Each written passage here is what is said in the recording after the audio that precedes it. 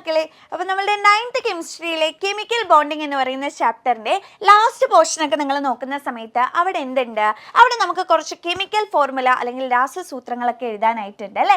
അപ്പോൾ അതറിയണം എന്നുണ്ടെങ്കിൽ നമുക്ക് എന്തറിയണം, വാലൻസി അല്ലെങ്കിൽ സംയോജകത എന്താണെന്ന് അറിയുന്ന ഒരാൾക്ക് മാത്രമാണ് അതിൽ എന്ത് എഴുതാനായിട്ട് പറ്റുള്ളൂ, കെമിക്കൽ ഫോർമുല എന്താണെന്ന് എഴുതാനായിട്ട് പറ്റുള്ളൂ. അപ്പോൾ നമുക്ക് വേഗം നമ്മുടെ ടെക്സ്റ്റിൽ തന്നെ നമുക്കൊരു ബോക്സ് ഒക്കെ ഈ വാലൻസി കണ്ടുപിടിക്കാനായിട്ടുണ്ട്.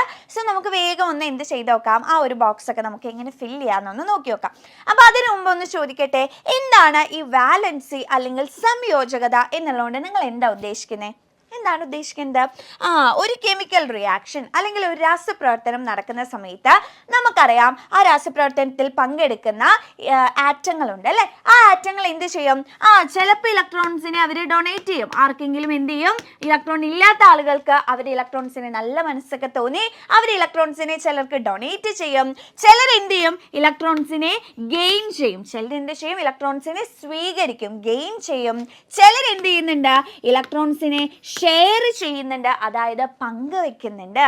അങ്ങനെ പല കാര്യങ്ങളും എവിടെ നടക്കുന്നുണ്ട്, ഒരു കെമിക്കൽ റിയാക്ഷൻ നടക്കുന്ന സമയത്ത് ആറ്റങ്ങളുടെ ഇടയിൽ ഇങ്ങനെ ഇലക്ട്രോൺസിന്റെ കൊടുക്കലും വാങ്ങലും ഷെയറിങ്ങും ഒക്കെ നടക്കുന്നുണ്ട് എന്നുള്ള കാര്യം നമുക്കറിയാം അല്ലേ. അപ്പോൾ ആ രാസപ്രവർത്തനത്തിൽ പങ്കെടുക്കുമ്പോൾ എത്ര ഇലക്ട്രോൺസിനെ വിട്ടുകൊടുത്തു, അത് ഏത് വേണമെങ്കിലും ആവാം കേട്ടോ. ചിലപ്പോൾ വിട്ടുകൊടുക്കലാവാം, ചിലപ്പോൾ സ്വീകരിക്കലാവാം, ചിലപ്പോൾ ഷെയറിങ് ആവാം. അപ്പോൾ എത്ര ഇലക്ട്രോൺസിനെയാണ് അവർ ഡൊണേറ്റ് ചെയ്തത് അല്ലെങ്കിൽ ഗെയിൻ ചെയ്തത് അല്ലെങ്കിൽ ഷെയർ ചെയ്തത് എന്നുള്ള ഒരു നമ്പർ ഉണ്ടല്ലോ, ആ നമ്പറിനെയാണ് നമ്മൾ എന്ത് പറയുന്നത്, വാലൻസി അല്ലെങ്കിൽ സംയോജകത എന്ന് പറയുന്നത്. ഓക്കെ, അപ്പോൾ ഞാൻ ജസ്റ്റ് ഒരു എക്സാമ്പിൾ കാണിച്ചു തരാം. അതിന് ശേഷം നമുക്ക് എന്ത് ചെയ്യാം, ആ ഒരു ബോക്സ് ഒക്കെ നമുക്കൊന്ന് ഫിൽ ചെയ്യാം. ഇപ്പം അതേ നമ്മൾ എക്സാമ്പിൾ ആയിട്ട് മഗ്നീഷ്യം എടുത്തു എന്ന് വിചാരിച്ചു. ഓക്കെ, അപ്പം മഗ്നീഷ്യത്തിൻ്റെ അറ്റോമിക് നമ്പർ എത്രയാണ് വരുന്നത്? എത്രയാണ്? 12 ആണ് നമ്മളുടെ മഗ്നീഷ്യത്തിൻ്റെ അറ്റോമിക് നമ്പർ വരുന്നത് അല്ലേ. അപ്പം അങ്ങനെയാണെങ്കിൽ മഗ്നീഷ്യത്തിൻ്റെ കോൺഫിഗറേഷൻ എന്ത് വരും, എന്താ വരിക? 12 അറ്റോമിക് നമ്പർ ഉള്ള മഗ്നീഷ്യത്തിൻ്റെ കോൺഫിഗറേഷൻ എന്താ വരിക? 2,8,2 എന്ന് പറയുന്നതാണ് നമ്മളുടെ മഗ്നീഷ്യത്തിൻ്റെ കോൺഫിഗറേഷൻ വരുന്നുണ്ടാവുക അല്ലേ. അപ്പം നിങ്ങൾ ഇവിടെ നോക്കിക്കേ, നമുക്കറിയാം ഇവരെല്ലാവരും കെമിക്കൽ റിയാക്ഷനിൽ പങ്കെടുക്കുന്നത് ഒരേ ഒരു ലക്ഷ്യത്തിന് വേണ്ടിയിട്ടാണ്, ഒക്ടറ്റ് കംപ്ലീറ്റ് ചെയ്യുക അല്ലേ, അവരുടെ അഷ്ടകം പൂർത്തിയാക്കുക, അതേപോലെ തന്നെ സ്റ്റേബിൾ ആവുക, അതായത് സ്ഥിരതയുള്ള ഒരാളായിട്ട് മാറുക.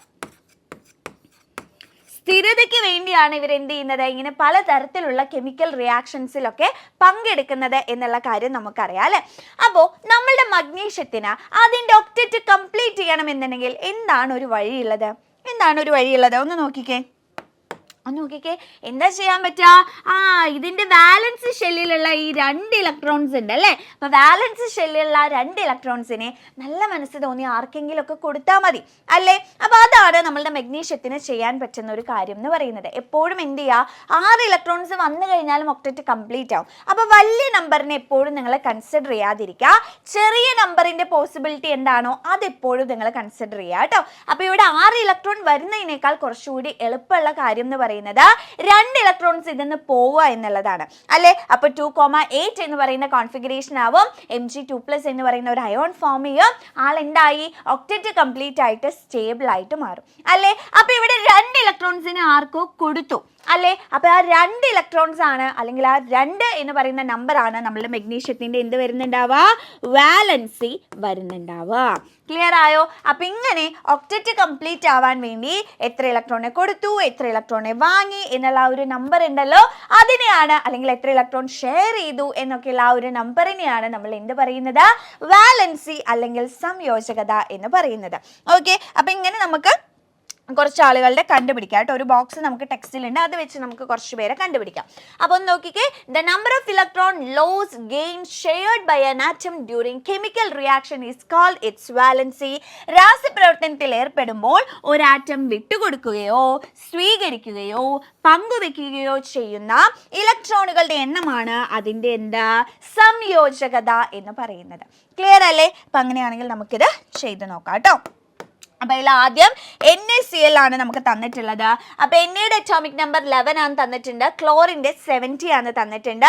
സോ കോൺഫിഗറേഷൻ എന്ത് വരും? 281 287 ആണ് കോൺഫിഗറേഷൻ. അതൊക്കെ നമ്മൾ ഓൾറെഡി പഠിച്ച കാര്യങ്ങളാണ് അല്ലേ. അപ്പം നോക്കിക്കേ, നമ്മളുടെ സോഡിയത്തിന് ഈ ഒരു ഇലക്ട്രോണിനെ വിട്ട് കൊടുത്തു കഴിഞ്ഞാൽ, ആർക്കെങ്കിലും കൊടുത്തു കഴിഞ്ഞാൽ അതിൻ്റെ ഒക്ടറ്റ് കംപ്ലീറ്റ് ആവും, 28 എന്ന് പറയുന്ന കോൺഫിഗറേഷൻ ആവും, ആൾ സ്റ്റേബിൾ ആവും അല്ലേ. അപ്പോൾ the number of electron shared or transferred by each atom. അപ്പോൾ സോഡിയം എന്ന് പറയുന്ന ആ ഒരു ആറ്റം ഷെയർ ചെയ്തതോ അല്ലെങ്കിൽ ലോസ് ചെയ്ത് ഗെയിൻ ചെയ്ത് ഒക്കെ ആയിട്ടുള്ള ഇലക്ട്രോണിന്റെ നമ്പർ എന്ന് പറയുന്നത്, അതിൽ ഏത് വേണമെങ്കിലും വരാം, ആ നമ്പർ എന്ന് പറയുന്നത് 1 ആണ്. ഓക്കെ, അപ്പൊ എത്ര ഇലക്ട്രോൺ ആണോ അവർ കൊടുത്തിട്ടുള്ളത് അതായിരിക്കും അവരുടെ വാലൻസി വരുന്നുണ്ടാവുക. സോ വാലൻസിയും 1 ആണ്. അതുപോലെ ക്ലോറിൻ ആണെങ്കിലും 287 ആണ്. അപ്പോൾ 7 ഇലക്ട്രോൺസിന്, അപ്പോൾ ഞാൻ പറഞ്ഞു ഏറ്റവും ചെറിയ നമ്പറിൻ്റെ പോസിബിലിറ്റി എപ്പോഴും നിങ്ങൾ കൺസിഡർ ചെയ്യണം. അപ്പോൾ 7 ഇലക്ട്രോൺസിന് ആർക്കെങ്കിലും കൊടുക്കുക എന്ന് പറയുന്നത് അത്ര പോസിബിൾ ആയിട്ടുള്ള കാര്യമല്ല. എന്നാൽ ഒരു ഇലക്ട്രോൺസിനെ വരിക അല്ലെങ്കിൽ ഒരു ഇലക്ട്രോൺ ക്ലോറിൻ അക്സെപ്റ്റ് ചെയ്യുക അല്ലെങ്കിൽ ഗെയിൻ ചെയ്യുക എന്ന് പറയുന്നതാണ് കുറച്ചുകൂടി ഈസി ആയിട്ടുള്ള ഒരു കാര്യം അല്ലേ. അപ്പോൾ അതേ ഒരു ഇലക്ട്രോൺ ഇങ്ങോട്ട് വരികയാണ് എന്നുണ്ടെങ്കിൽ 288 എന്ന് പറയുന്ന കോൺഫിഗറേഷനിൽ നമ്മൾ ക്ലോറിനും സ്റ്റേബിൾ ആയിട്ട് മാറുക അല്ലേ, അയോൺ ഫോം ചെയ്ത് സ്റ്റേബിൾ ആയിട്ട് മാറുകയാണ്. അപ്പോൾ അവിടെയും ഒരു ഇലക്ട്രോൺ അല്ലേ, അങ്ങോട്ടും ഇങ്ങോട്ടൊക്കെ കൊടുക്കും വാങ്ങുകയൊക്കെ ചെയ്തത് ഒരു ഇലക്ട്രോൺ ആണ്. സോ അതുകൊണ്ട് അവിടുത്തെ വാലൻസി എന്ന് പറയുന്നത് എത്രയാണ്? 1 ആയിരിക്കും വരുന്നുണ്ടാവുക. മെഗ്നീഷ്യം നമ്മളിപ്പോൾ കണ്ടേ ഉള്ളൂ, എന്താണ് മെഗ്നീഷ്യം 12 ആണ്. സോ അതിൻ്റെ കോൺഫിഗറേഷൻ എന്ന് പറയുന്നത് 282 ആണ്. 2 ഇലക്ട്രോണിനെ ആർക്കെങ്കിലും കൊടുത്തു കഴിഞ്ഞാൽ ആൾ സ്റ്റേബിൾ ആയിട്ട് മാറും. അപ്പോൾ ആൾക്ക് അവിടെ കൊടുക്കാനോ വാങ്ങാനോ ഷെയർ ചെയ്യാനൊക്കെ പറ്റുന്ന ഇലക്ട്രോണിൻ്റെ നമ്പർ എന്ന് പറയുന്നത് 2 ആണെന്ന് പറയാം. അതിൽ ഏത് വേണമെങ്കിലും വരാം, ഇവിടെ കൊടുക്കുകയാണ് ചെയ്തത് എന്ന് ഓർക്കുക കേട്ടോ. 2 ആണ്. സോ വാലൻസി എന്ന് പറയുന്ന മെഗ്നീഷ്യത്തിൻ്റെ എന്ത് വരും? 2 തന്നെയായിരിക്കും.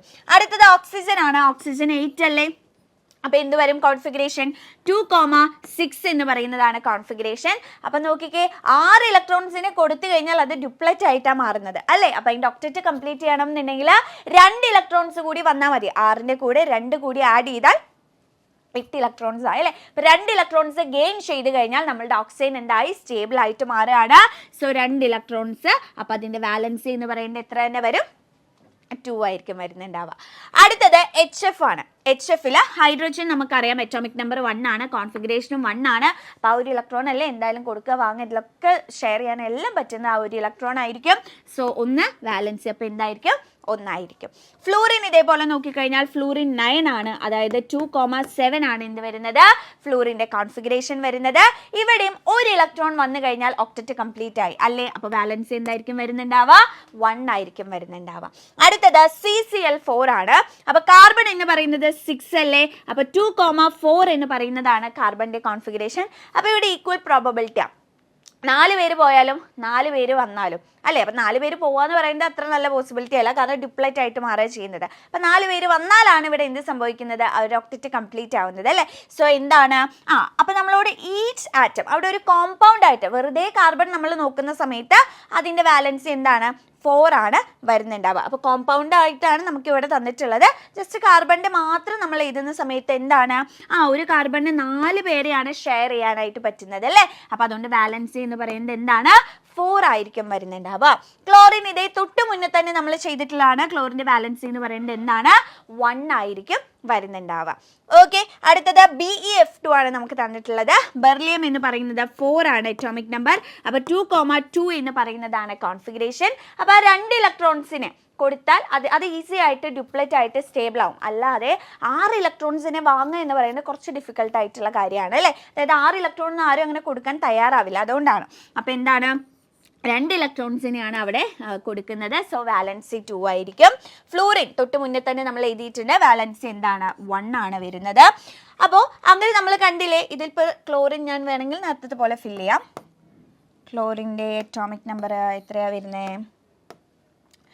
70 ആണ്. അപ്പോൾ 287 ആണ്. അപ്പോൾ 1 വന്നു. അതുപോലെ ഫ്ലൂറിൻ എന്ന് പറയുന്നത് 9 ആണ്, 27 ആണ്, 1 വന്നു. ഓക്കെ, അപ്പോൾ ഇങ്ങനെ എന്ത് ചെയ്യാൻ പറ്റി? നമുക്ക് ഓരോരുത്തരുടെയും, അപ്പോൾ ഇത് ഫോർമുല എഴുതാൻ വേണ്ടിയിട്ടാണ് നമുക്ക് ഈ വാലൻസി ഒക്കെ ആവശ്യമായിട്ടുള്ളത് കേട്ടോ. അപ്പോൾ വാലൻസി ആദ്യം പഠിക്കുക, അതിനുശേഷം നമുക്ക് എന്ത് ചെയ്യാം, എങ്ങനെയാണ് ഫോർമുല എഴുതാനൊക്കെ ഉള്ളത് വേറൊരു വീഡിയോ ആയിട്ട് നമ്മൾ ചെയ്യുന്നതായിരിക്കും. അപ്പോൾ അങ്ങനെയാണെങ്കിൽ നിങ്ങൾ ജസ്റ്റ് എന്ത് ചെയ്യുക, H2O എന്താണെന്നുള്ളത് നിങ്ങൾ ഒറ്റയ്ക്ക് തന്നെ ഒന്ന് ചെയ്ത് നോക്കാം. H2Oയുടെ വാലൻസി ഹൈഡ്രജനും ഓക്സിജനും ഓൾറെഡി നമ്മൾ മുന്നേ തന്നെ കണ്ടുപിടിച്ച് വെച്ചിട്ടുണ്ട്. എന്നാലും നിങ്ങൾ ജസ്റ്റ് ഹോംവർക്ക് പോലെ എന്ത് ചെയ്യുക, H2Oയുടെ ഹൈഡ്രജൻ്റെയും ഓക്സിജൻ്റെയും വാലൻസി എത്രയാണ് എന്നുള്ള കാര്യം ഈ ഒരു വീഡിയോയുടെ താഴെ നിങ്ങൾ എന്ത് ചെയ്യുക, കമൻ്റ് ആയിട്ട് എഴുതി എഴുതിയിടുക. അതേപോലെ തന്നെ നിങ്ങൾക്ക് ഏതെങ്കിലും ഒരു സ്പെസിഫിക് ആയിട്ടുള്ള ഭാഗം ഇതുപോലെ ഒരു ഷോർട്ട് ആയിട്ടുള്ള വീഡിയോ വേണമെന്നുണ്ടെങ്കിൽ അത് ഏതാണെന്ന് കൂടി ജസ്റ്റ് ഒന്ന് എന്ത് ചെയ്താൽ മതി, മെൻഷൻ ചെയ്ത് ഇട്ടാൽ മതി. മാക്സിമം നിങ്ങളുടെ ഫ്രണ്ട്സിനൊക്കെ എന്ത് ചെയ്യുക, ഈ ഒരു വീഡിയോ ഷെയർ ചെയ്ത് കൊടുക്കുക. വളരെ ഇമ്പോർട്ടൻ്റ് ആയിട്ടുള്ള കാര്യമാണ് വാലൻസി. കാരണം വാലൻസി അറിഞ്ഞാലാണ് നമുക്കിനി കെമിക്കൽ ഫോമിലേക്ക് എഴുതാനായിട്ട് പറ്റുള്ളൂ. അപ്പോൾ കറക്റ്റായിട്ട് തന്നെ എന്ത് ചെയ്യുക, വാലൻസികളൊക്കെ ഇങ്ങനെ കണ്ടുപിടിച്ചാൽ മതി. കാണാതെ പഠിക്കാൻ നിർബന്ധമൊന്നുമില്ല. അപ്പോൾ ഇതേപോലെ നിങ്ങൾ കണ്ടുപിടിക്കാൻ പഠിച്ചാലും മതി. അപ്പോൾ നിങ്ങൾക്ക് ഈസി ആയിട്ട് കെമിക്കൽ ഫോമിൽ എഴുതാനായിട്ട് പറ്റും. സോ H2Oയിൽ ഹൈഡ്രോജൻ്റെയും ഓക്സിജൻ്റെയും വാലൻസി നിങ്ങൾ എന്ത് ചെയ്യുക, ഒന്ന് കമൻറ്റ് ചെയ്ത് ഇടാം. എൻട്രൻസ് സംബന്ധമായ വാർത്തകളും അപ്ഡേഷനുകളും ഏറ്റവും വേഗം ആധികാരികമായി അറിയാൻ ബ്രില്യൻ സ്റ്റഡി സെന്റർ പാല യൂട്യൂബ് ചാനൽ സബ്സ്ക്രൈബ് ചെയ്യുക, ബെൽ ഐക്കൺ അമർത്തുക. ഈ വീഡിയോ മറ്റു സുഹൃത്തുക്കളിലേക്കും മാക്സിമം ഷെയർ ചെയ്യുക.